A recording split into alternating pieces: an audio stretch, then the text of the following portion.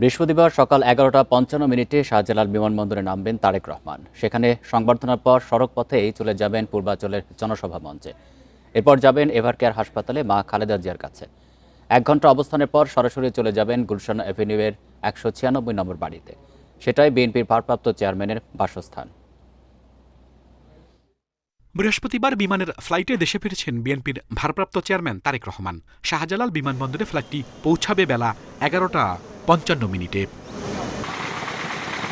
সেখানকার সংবর্ধনা অনুষ্ঠান চলবে 12:15 পর্যন্ত।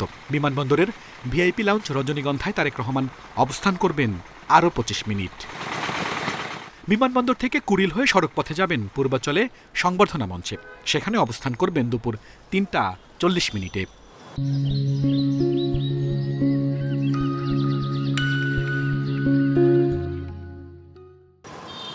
পূর্বাঞ্চল থেকে বসুন্ধরার জি ব্লকের গেট দিয়ে তারেক রহমান যাবেন এভারকেয়ার হাসপাতালে। বিকেল 4:10 থেকে 1 ঘন্টা থাকবেন চিকিৎসাধীন মায়ের পাশে।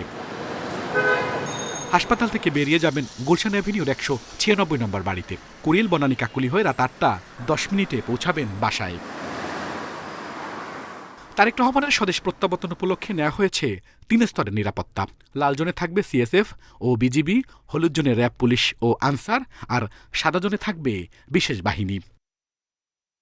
নিরাপত্তার স্বার্থে বুধবার সন্ধ্যা 6টা থেকে বৃহস্পতিবার সন্ধ্যা 6টা পর্যন্ত শাহজালাল বিমানবন্দরে দর্শনার্থী প্রবেশ নিষিদ্ধ। আল আমিন হোসেন, ইন্ডিপেন্ডেন্ট নিউজ, ঢাকা।